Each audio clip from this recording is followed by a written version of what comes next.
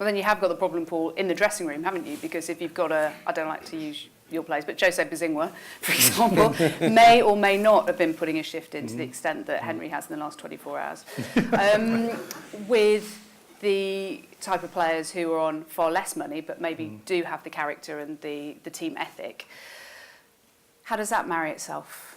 Well, it's a challenging one for the manager, of course, but I think a lot of it comes down to respect as well. I think if you look at... I've always believed that the top 1% in any business, whether it's football, singer, tennis player, they'll always earn the big money. And I think that's why, because they're the best. I think one of the other reasons that I wanted to make, what we've got in this country also that's not in France, Italy, Germany, Spain, the top 5, we've got a better competitive balance. Because if you look at the Premier League, every team is capable of taking points off each other. And that's, in my opinion, with the integrity of the game we have in this country, with the competitive balance, that's one of the key indicators for one of the reasons I think if the clubs are prudent and run their business correctly in terms of the ratio of wages on player acquisition to their turnover, while the model is sustainable. And if you think about, I think Arsene made the point, we've got a better equitable structure. If you look at for example, Spain, Madrid, they all do their own individual deals. They haven't got the collective bargaining agreement that we do extremely well. So I think that's such a key element in the sustainability of our business. But the dressing room, I think like all these things, it is about respect. Respect is so important. And I think players don't have a problem. If you've got a player there, whatever, doing the right thing, consistent, top player, he generates that respect from the players. There's not a problem with top players earning big money over and above. Gary, when we're talking about the best league in the world, people like to just throw that phrase out there without actually describing what they mean by best. The Premier League, how would you describe it? Is it the most, bearing in mind we know who you support and who won the league last year, is it the best in terms of bottom can beat top? Is that what makes it the best in that way? Well, I'm not sure it's the best. I think you'd have to say the Spanish league was the best at the moment because the results suggest that. They win the Champions League nearly every year and they win the Europa League most years. So, people say, yeah, but it's just Barcelona and Real Madrid. No, it's not. The Atletico Madrid, Sevilla, very dominant and in European football. So you have to say that's the best league, but in terms of delivering results in Europe. But when you look at our league, it's thoroughly entertaining. As Paul said, anyone can beat anyone at any given moment. It's very aggressive. It's physically demanding. It can be very entertaining in some aspects, although some people might prefer the Spanish style of football because it's perhaps a little bit more technical and you get to show off your skills a little bit more. But it's a matter of opinion but in terms of being the best league, we've been through stages where we have been the most dominant league in European football, which is the only way you can really judge it properly. But we have great depth in our league. We have, it's a hugely, financially very rich league, and we can compete on the transfer markets. But I suppose if you look at world football at the moment, the great players in world football, with the exception of Neymar, still want to play for Barcelona and Real Madrid, and that's an absolute fact generally. But that might change in the next few years because the English clubs are so rich now with the massive TV deals that are not only here but right around the world. We're seeing the best managers and coaches coming here, or supposed best managers and coaches, and the investment's going into players, but you still can't drag away at the minute the real greats, the Messis, the Ronaldos. They're still in Spain, but it's hugely entertaining. We're about to start another season. No one knows quite what's going to happen. Most teams have spent loads of money, and it keeps everything interesting. And apart from the team that you played for and you played for. Hey? Any Spurs fans in? I know there are. Yeah. Just be patient. But Spurs, you've got to look at Spurs and go, hang on a minute. Sometimes it's all very well when you support us saying, well, we've not made enough signings, we want 3 or 4 new players coming in. But if you look at Spurs, they're actually quite a strong team.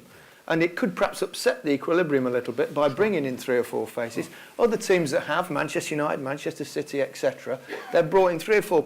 They don't know how they're going to adapt immediately. They've got the problem of knowing their best team, the best selection, the best system that suits those particular players. Tottenham and well, Arsene as well has not brought in too many players. They might steal a march, get off to a good start, because they're the teams that have familiarity amongst themselves, and they know what's the best way of playing. So it's not necessarily an advantage to bring in loads of players every summer.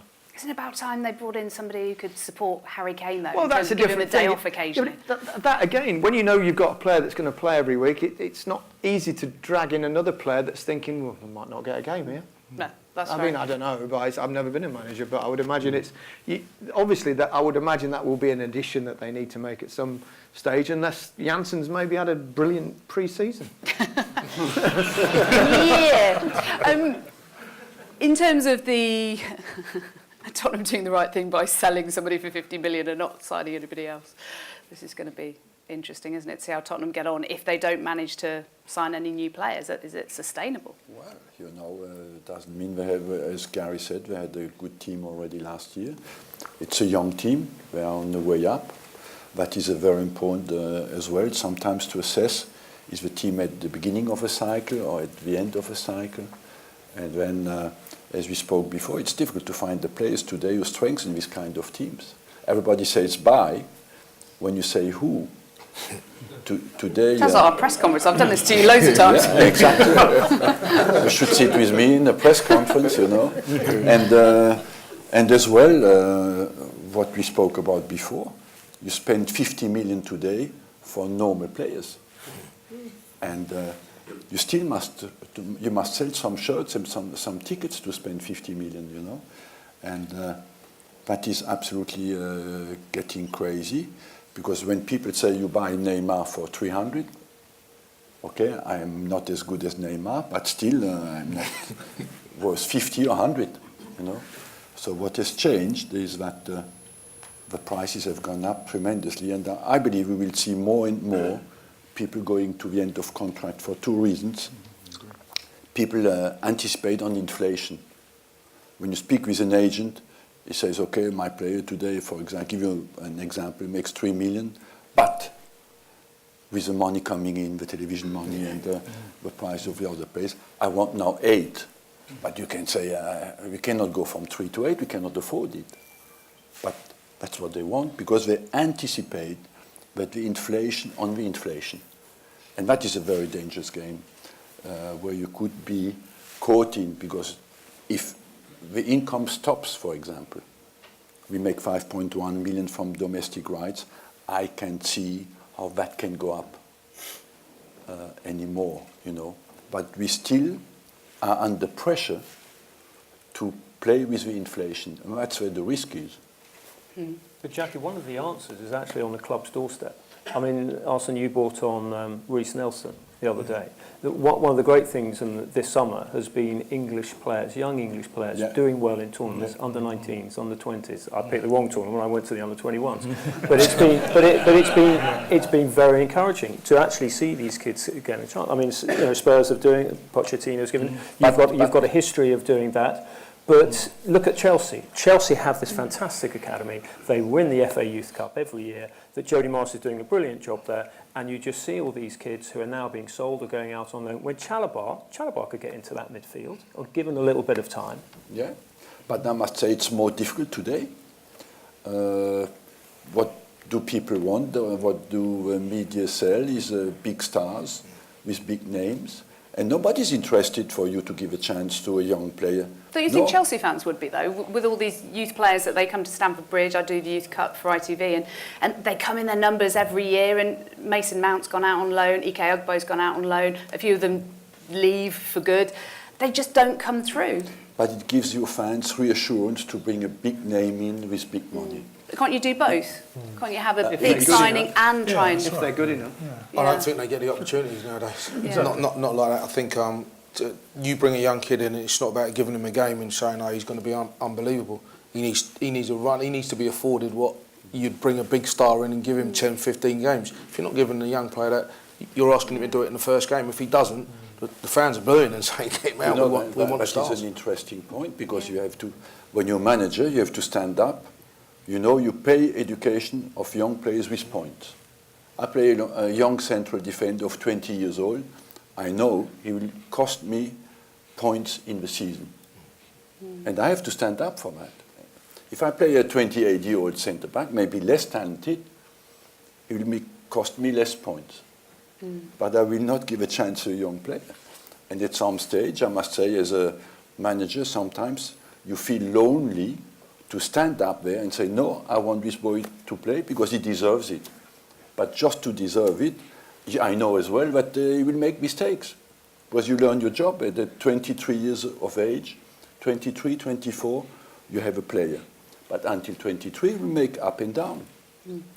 And nobody accepts anymore. The problem is, what people don't realise is senior players let you down. You know, they talk about young players letting you down. And yeah, they need to gain experience.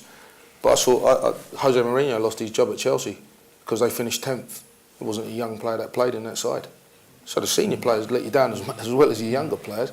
But if you give the younger players a chance, yes. yeah, exactly, when they decide, exactly. And therein, I think what we've articulated here, one of the biggest problems for the England team, our young English players don't get enough game time because the structure, doesn't allow from, I mean, you look at the young, we've had a very good summer, as Henry just said, but the next phase is how are you going to measure the impact of that?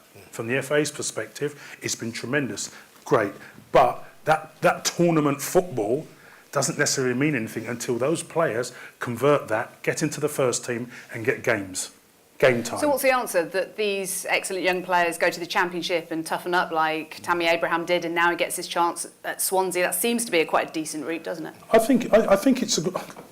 I think if you look at it now, the future, because I mean, listen, the Premier League, the standards are extremely high. You know, when I started out my career at 16, 17, 18, you could get in the first team, play games. Now the standards are so high, 21, 22, 23, you've got to come in, come out, come in, come out. However, those players, I mean, and that's why I come back to Harry Kane. I think he's the best example of somebody that he went on loan to various clubs, did okay, was probably unremarkable is probably the best way to put it. But then he got a breakthrough, given an opportunity, the manager stuck with him, and look what we've seen come to fruition now. A player of, you know, the highest order, and, you know, in his early 20s, and there are other players like him as well that want the chance, deserve the chance. Arsene's point is a very fair point because he's looking through the perspective of a manager and the risk profile attached to that. But I think ultimately that's the kind of the political conflict in the game at the moment with the national team, the FA and the Premier League. But ultimately the reality is English players are suffering. You look at the under-21s, you look at the Confederations Cup. The game time of the Germans was double the time of the English players in terms of game time, 32,000 minutes as opposed to 17 and a half. So their model, their business model, is all geared to the national team. Once you get the national team prosperity, it's a pyramid that ripples down all the way to grassroots.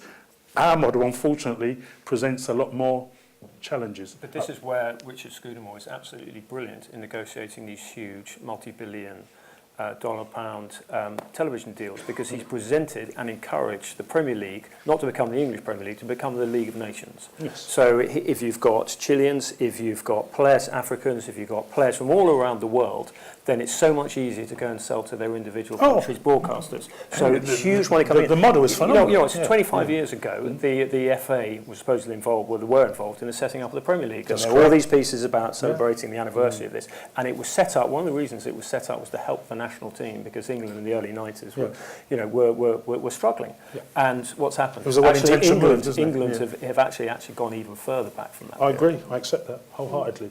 By the way, just so you know, we'll have a break in the next 5 minutes or so, and then there'll be plenty of chance for you to ask your questions from the floor. But I wonder, Henry, what sort of sense do you get the main story is going to be in this coming season? What sort of bubbling under at the moment do you sense right now that we're all going to be talking about this season? Well, with 5 teams in the Champions League, we should be doing better, and I think it'd be fantastic to see. I mean, I'm getting a bit annoyed keeping on going to tournaments, and the competitions, and the Spanish are there, and the Spanish are going to get the best seats because their teams are going to be doing best. I want to see English teams doing better, because this general point is it the best league in the world? Gary's right, it's not the best league in the world. It's probably the most exciting league in the world.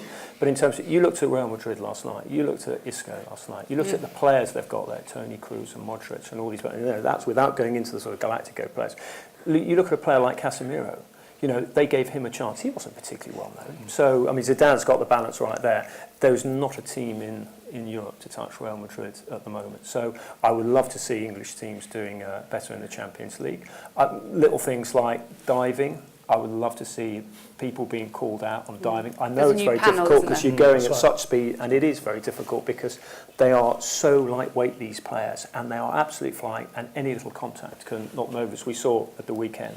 But something like that on diving, I hope, final hope, is that video technology is used. I understand there are going to be loads of problems in terms of actually how you bring it in, and it will create one or two problems. But it's ridiculous in the 21st century when we've got all this technology, when managers' jobs, when clubs' fortunes are resting on one individual's decision, the man in the middle, who doesn't have recourse to what we've all got in the press box, to all the fans in the ground who are streaming the match live or listening to it on the radio that they've got. So I think we need to empower the referees a little bit more with technology. Absolutely, totally agree. Are you a big fan of VAR, Gary?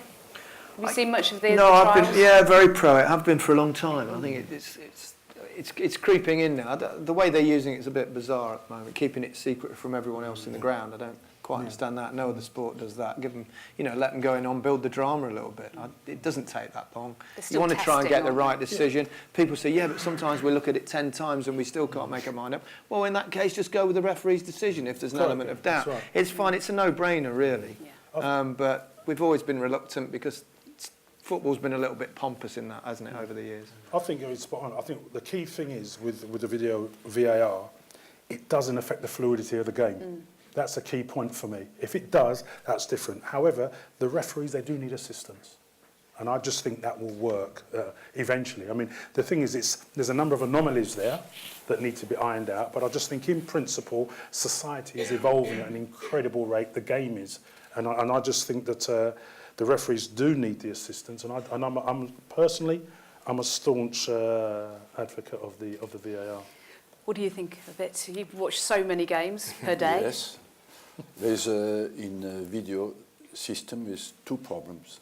The first is, do we keep the referee making all decisions? That means, do we put a screen on the side of the pitch, and every time that the referee wants, he goes there and watches to make his mind up? And the second, how far do we go? I personally am against the fact that the referee breaks up the game and goes to the side to make his decision. I think we need somebody upstairs who tells him what happened. And the second, how far do we go? There are some decisions that are easy because they are mathematical. For example, offside. Offside is easy to check. When you have a debate on the penalties, that is less clear, because even watching it on video, we still have 5 people say it was penalty and 5 who didn't. So let's go as far as we can on the mathematical front. And let's keep that to somebody who's upstairs and tells the referee. But for example, there are some difficulties. If there's a penalty in the box, the referee doesn't see it. He doesn't stop the game. The ball is won by the opponent, goes up on the other side, they score a goal. What do we do? That happened 2 days ago, didn't it? Right, that's right. Was it Belgium, Holland, somewhere like that? Holland, wasn't it? Yeah. There was a penalty decision, and then the play carried on. He didn't give the penalty. They went at the other end and went 2-0 up. But they brought it all the way back. It was clearly a penalty. They gave the penalty. Obviously, it was then 1-1. So you went from 2-0 to 1-1. But it was the right decision. Correct. It was the correct decision. So ultimately, that's really what you want. Maybe you do it on appeals a game like they do in other sports, like 3 a game or whatever it is that's made by the captain or the coach or whatever it is. Maybe something like that. Because you don't want it for throw-ins and everything, do you? No. But they're trying to do it on certain criteria at the moment, aren't they? Which are the key game-changing criteria. That's the main thing of it. Well, yeah. Exactly, the ones that actually decide a game. Not so much if it's come from a throw-in, but we saw in the Confederations Cup when the referee decided to come over, not in one of the early games, but late on, he came to the side and he was so confused with the pressure that was on him, the fact it was so new, he probably had different languages being spoken in his ear. It was all clearly too much for him. Whereas if he's got somebody upstairs that says, to me, that looks like a red card, a penalty or whatever, then you just go with it. It doesn't matter whose fault it is, you just get the best decision that you can for the game, don't you? Yeah, but that's the debate we have at the moment at the IFAB, who decides of orientation of the rules. You know, the referees want to keep the power, absolutely, and remain in charge. And I think the referee has to ask for the decision, but he does not necessarily have to control the decision after.